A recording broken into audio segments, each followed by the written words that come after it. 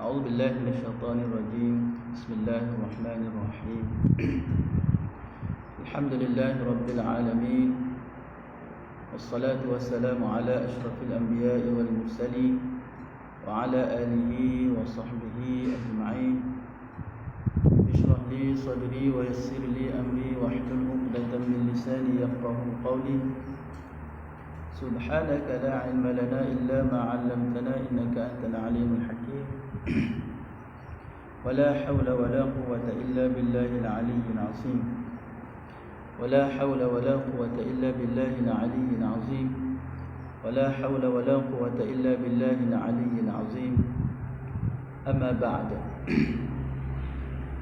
Alhamdulillah. Pertama, kita bersyukur pada Allah Subhanahu wa taala kerana masih lagi diberi kesempatan dan masih lagi diberi peluang oleh Allah Subhanahu wa taala untuk kita sama-sama meneruskan lagi kehidupan kita. Dan alhamdulillah, Allah Subhanahu wa taala masih lagi mengurniakan kepada kita nikmat yang begitu banyak. Jadi muslimin dan muslimat yang dirahmati Allah Subhanahu wa taala, jadi insya-Allah pada pertemuan yang pertama ini saya, Imam Muda Masjid Idrisiyah mungkin lepas selisih akan mengadakan satu kelas pengajian Al-Quranul Karim, kelas tahsin Al-Quranul Karim yang akan diadakan melalui FB ataupun Facebook Masjid Idrisiyah. Dan insya-Allah kelas ini akan diadakan pada hari Minggu pada waktu pagi. Dan insya-Allah saya akan cuba sedaya upaya supaya kita dapat mempelajari Al-Quranul Karim, kita dapat mempelajari bagaimana kita nak membaca Al-Quranul Karim dengan baik. Jadi sebagaimana Nabi SAW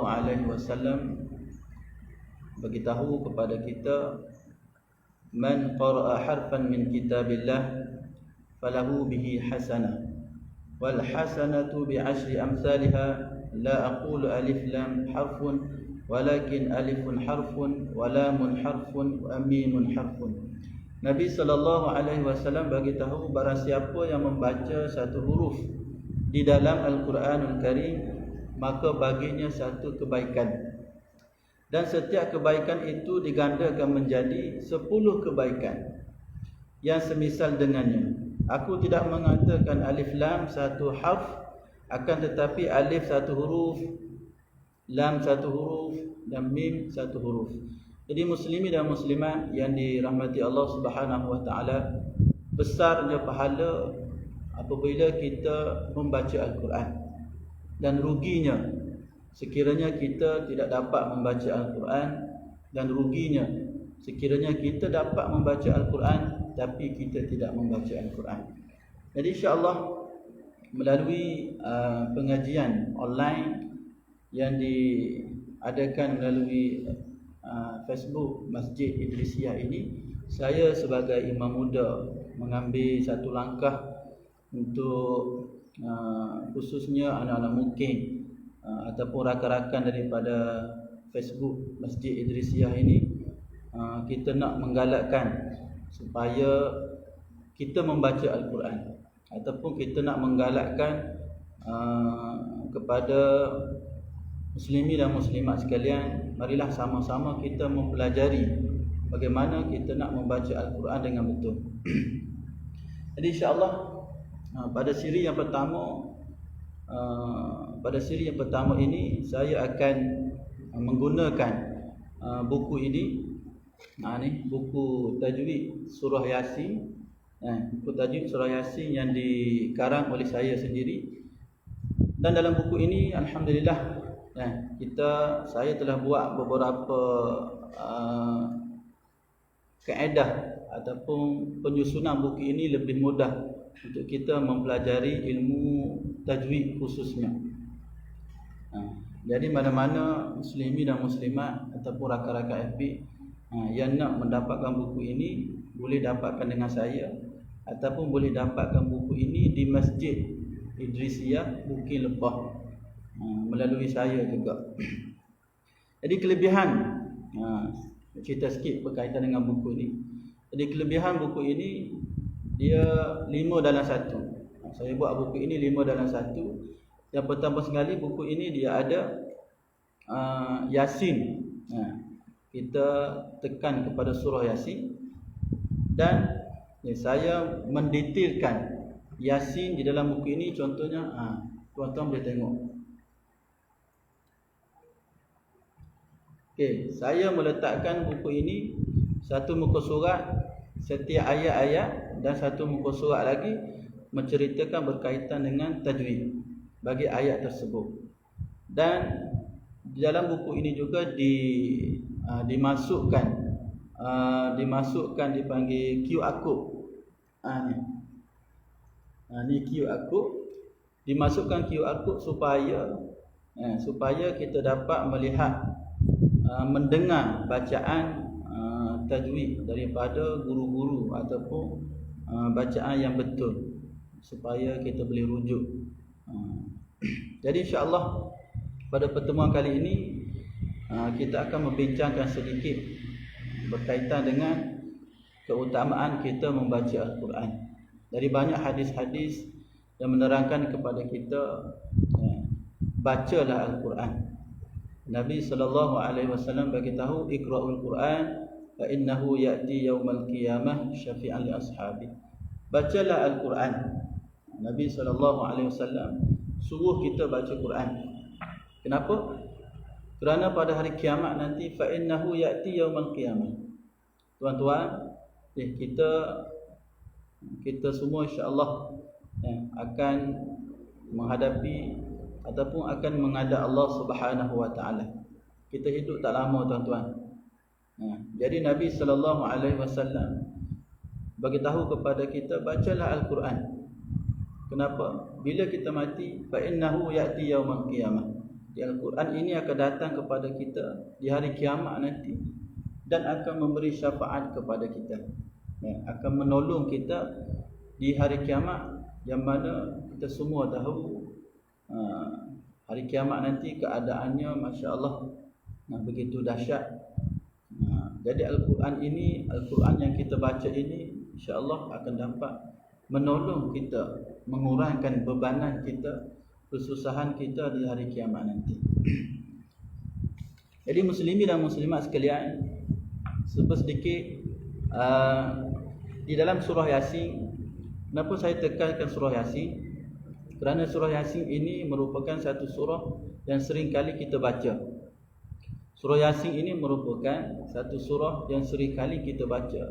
Dan sebagaimana yang telah kita lakukan pada malam Jumaat, kita baca Yasin. Kita pergi menziarahi kubur, kita baca Yasin. Orang mati, kita baca Yasin. Ada majlis kesyukuran, kita baca Yasin. Jadi alhamdulillah, baca ayat Yasin ini menjadi satu tradisi kepada kita. Kita baca di mana-mana sahaja. Kita baca di mana-mana sahaja.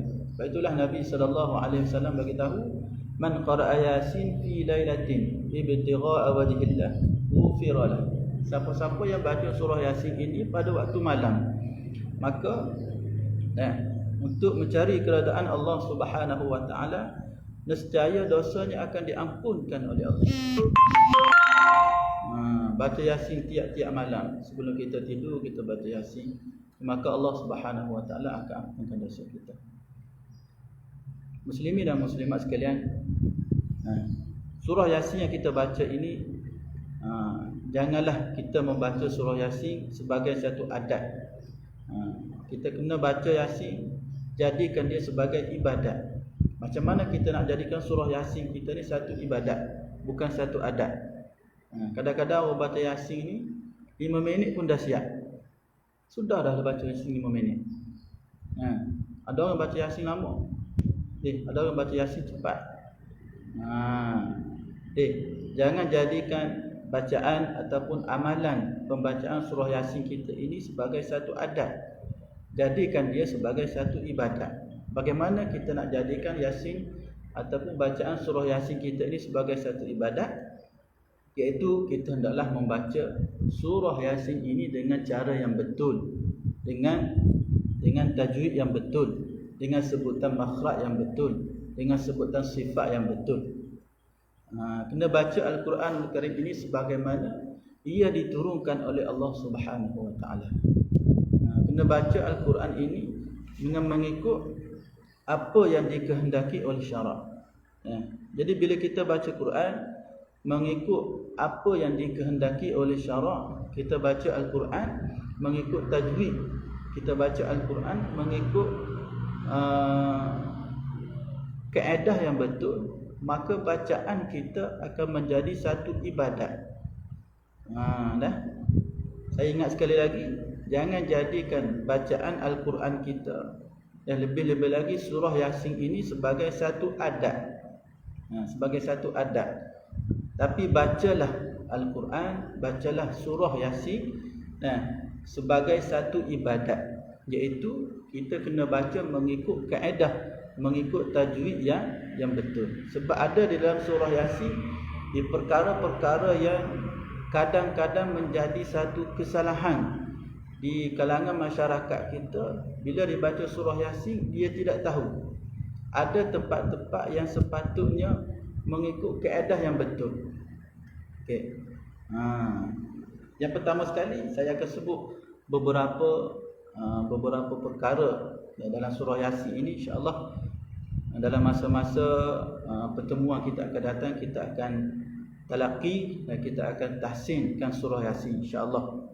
Cuma sebagai mukadimah kepada muslimin dan muslimat sekalian, surah Yasin ini ada beberapa perkara yang perlu kita berhati-hati ketika kita membaca surah Yasin. Yang pertama sekali, di dalam surah Yasin, apabila kita membaca surah Yasin pada permulaan surah, ini biasa berlaku. Ini biasa berlaku, dan bila perkara ini biasa berlaku, kita tidak rasa ia sebagai satu kesalahan. Sebenarnya ia satu kesalahan.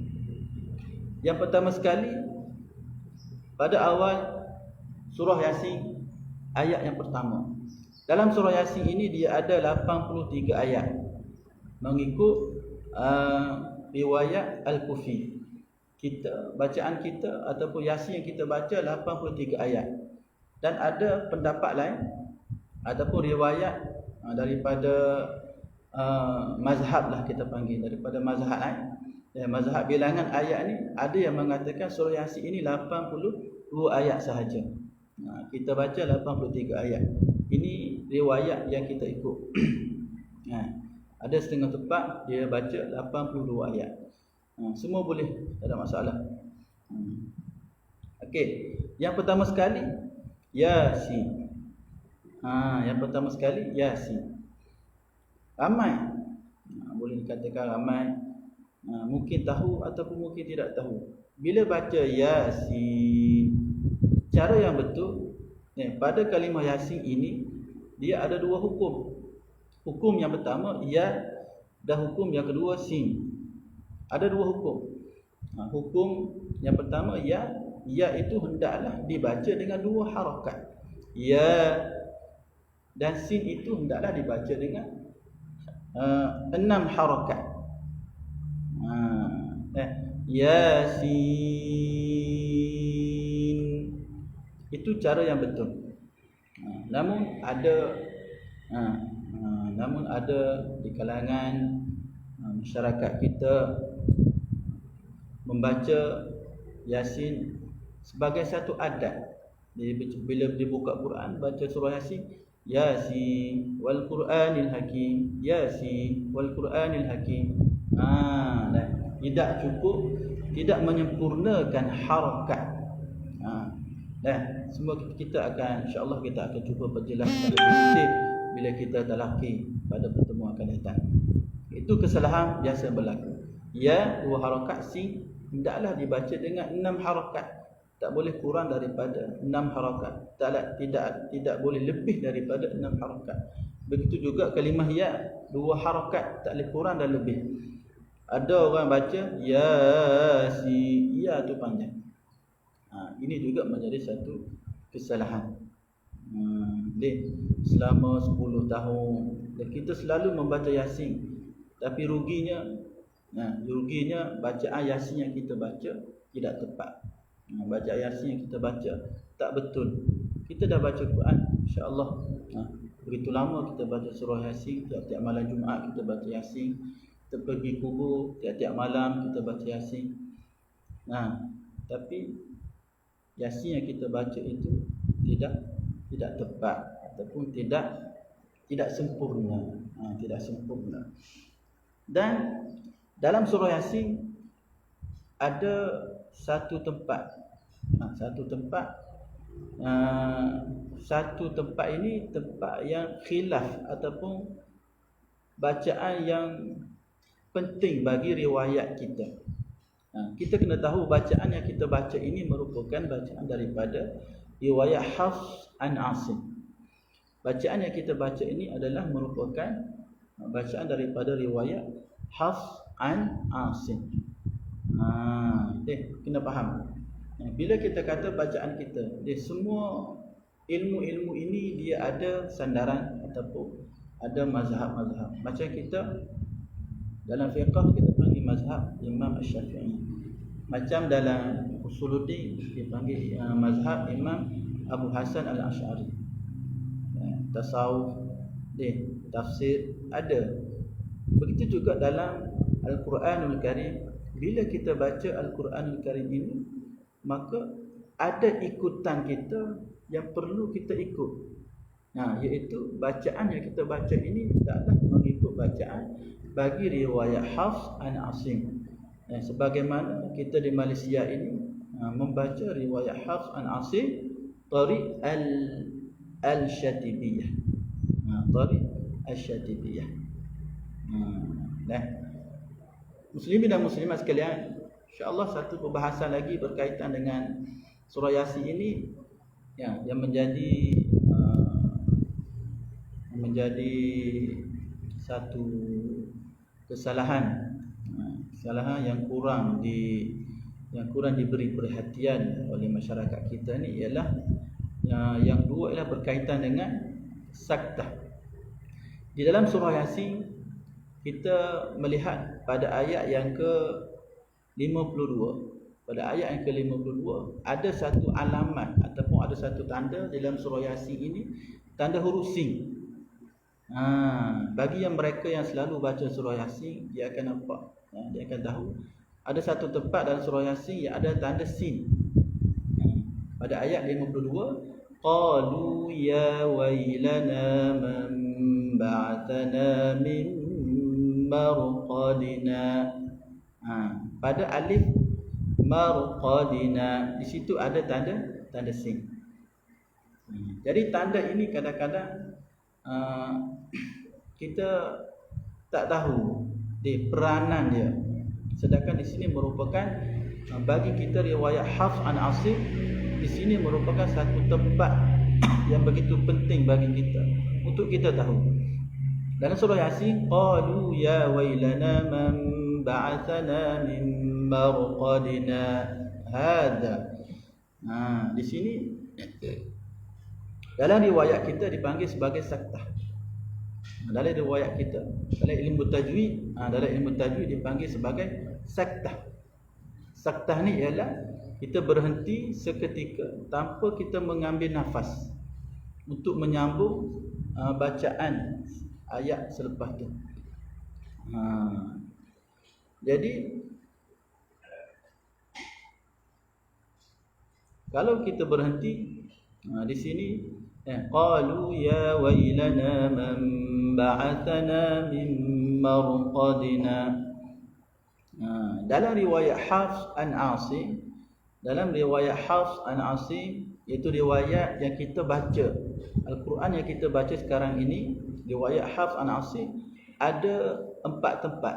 Ada empat tempat yang dibaca dengan saktah, yang wajib dibaca dengan saktah.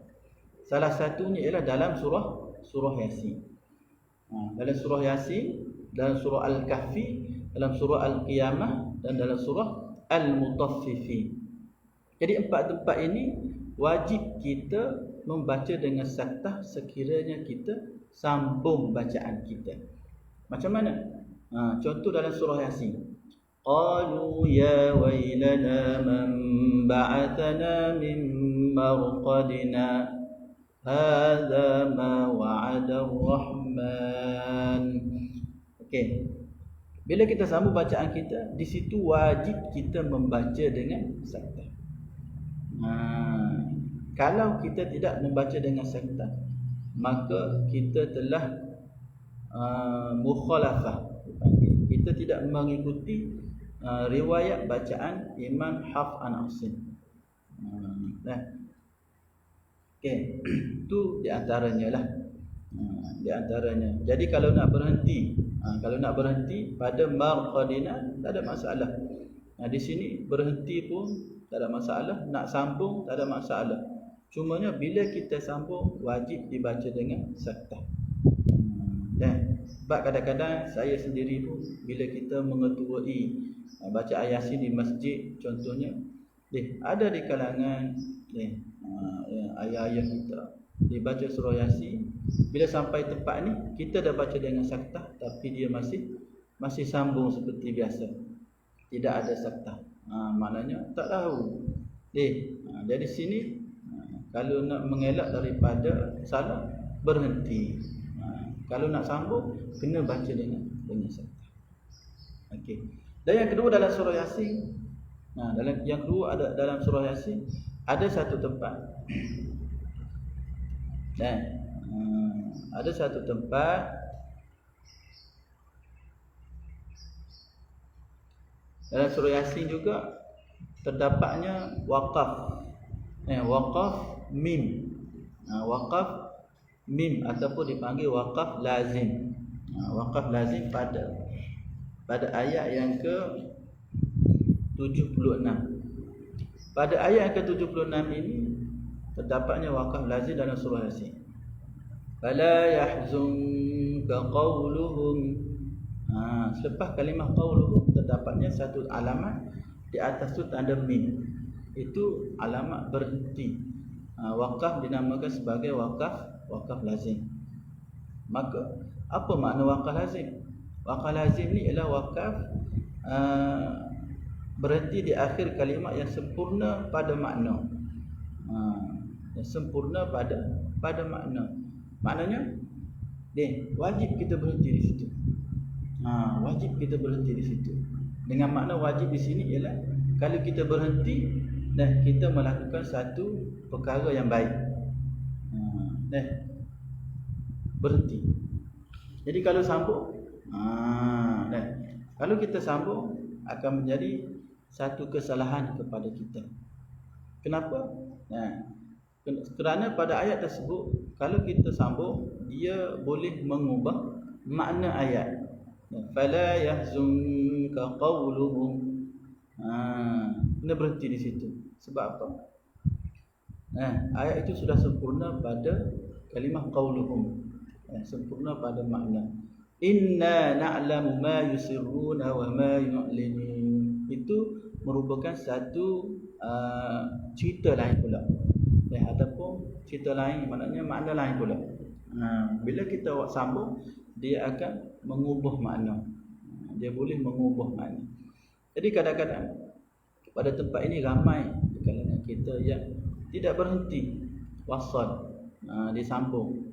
Fala yahzunka qawluhum inna na'lamu ma yusirruna wa ma yu'linun. Dia sambung. Bila sambung, apakah pendapat ulama berkaitan dengan perbuatan tersebut? Jadi wajib di sini, wajib berhenti di sini dipanggil wajib sinai. Dipanggil wajib sinai. Maknanya sesuatu yang baik dilakukan dan dikeji jika meninggalkannya. Maka kalau kita berhenti, kita telah melakukan satu perkara yang baik. Adapun bila kita sambung, bila kita sambung menjadi kesalahan kepada kita kerana apa? Dikiti itu perkara yang tak baiklah, tak bolehlah. Sebab apa? Sebab dia boleh mengubah makna. Adapun sekiranya kita sengaja baca dengan sambung dalam keadaan kita tahu bahawa perbuatan itu boleh menyebabkan makna ayat itu berubah. Bila kita sambung menyebabkan makna ayat itu berubah, maka ulama mengatakan bahawa perbuatan kita itu adalah berdosa. Berdosa boleh menjadi satu dosa kepada kita bila kita sambung ayat yang boleh menyebabkan mengubah maknanya. Maka kena berhentilah. Fala yahzunka qawluhum, berhenti. Inna na'lamu ma yusirruna wa ma yu'linun. Dalam ilmu tajwid, berhenti ini ada tiga makna. Ada tiga makna. Yang pertama dipanggil wakaf. Wakaf ni berhenti juga. Cuma wakaf di sini berhenti seketika dengan mengambil nafas yang baru, kemudian sambung semula bacaan selepas ayat tadi. Itu dipanggil wakaf. Maknanya fala yahzunka qawluhum. Kita berhenti, kita ambil nafas yang baru. Inna na'lamu ma yusirruna wa ma yu'linun. Itu dipanggil wakaf. Adapun ada juga berlaku di kalangan kita, dia berhenti tetapi dia tidak mengambil nafas. Fala yahzunka qawluhum inna na'lamu ma yusirruna wa ma yu'linun. Dia baca gitu. Bila dia baca gitu, di situ dia tidak panggil wakaf. Perbuatan itu tidak dipanggil dengan panggilan wakaf, itu dipanggil dengan sebutan saktah. Cara begitu. Fala yahzunka qawluhum inna na'lamu ma yusirruna wa ma yu'linun. Itu dipanggil sebagai saktah. Jadi bila kita buat begitu, adakah di situ dibaca dengan saktah? Akan timbul pula perbahasan lain. Di situ kita hanya perlu wakaf. Hanya perlu wakaf. Jadi kena pandai beza di antara wakaf dengan saktah. Saktah berhenti juga, tapi dengan berhenti tidak mengambil nafas yang baru. Sedangkan wakaf ni kita berhenti, kita mengambil nafas yang baru. Ramai di kalangan, boleh dikata ramai lah, di kalangan masyarakat kita ni boleh baca surah Yasin sampai pada ayat ni, sampai pada ayat yang ke-76 ini, dia membaca macam nampak nak berhenti, tapi dia tidak mengambil nafas yang baru. Fala yahzunka qawluhum inna na'lamu ma yusirruna wa ma yu'linun. Dia nampak macam nak berhenti, tapi dia tidak mengambil nafas yang baru, dan kemudian dia sambung ayat selepas tu. Itu tidak dipanggil sebagai wakaf, itu dipanggil sebagai saktah. Dan perbuatan itu juga menjadi satu kesalahan. Sebab apa? Di situ tidak boleh dibaca dengan saktah. Bagi riwayat Hafs, hanya 4 tempat sahaja yang wajib dibaca dengan saktah. Kita tak boleh nak tambah-tambah tempat lain dengan bacaan saktah. Jadi insya-Allah tuan-tuan, ibu-ibu, ayah-ayah sekalian, pada pertemuan akan datang insya-Allah kita akan tahsin surah Yasin, kita akan baca surah Yasin, dan kita akan mendetailkan tajwid di dalam surah Yasin. Jadi mana-mana muslimin dan muslimat yang nak mengikuti kelas ini, nak mengikuti pengajian secara online ini, tu tahsin Al-Quranul Karim, insya-Allah pada pertemuan akan datang kita akan baca betulkan tahsin surah Yasin dulu. Kenapa? Sebab Yasin ini menjadi satu bacaan kepada kita, masyarakat kita khususnya. Makanya eloklah kita betulkan bacaan Yasin kita. Mudah-mudahan bacaan Yasin kita ini menjadi satu ibadat, bukan lagi menjadi satu adat.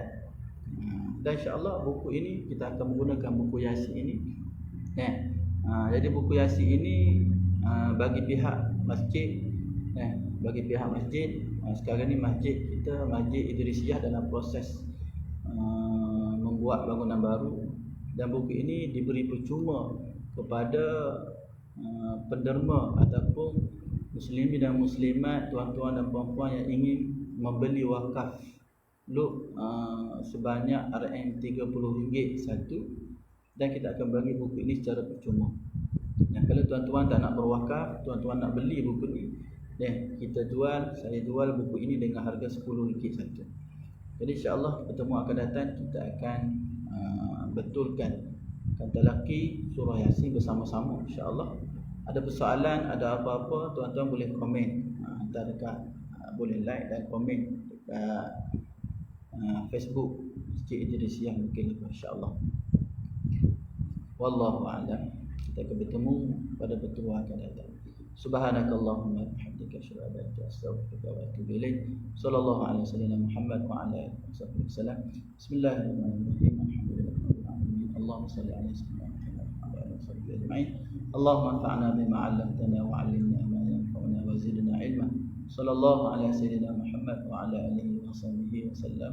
Alhamdulillah.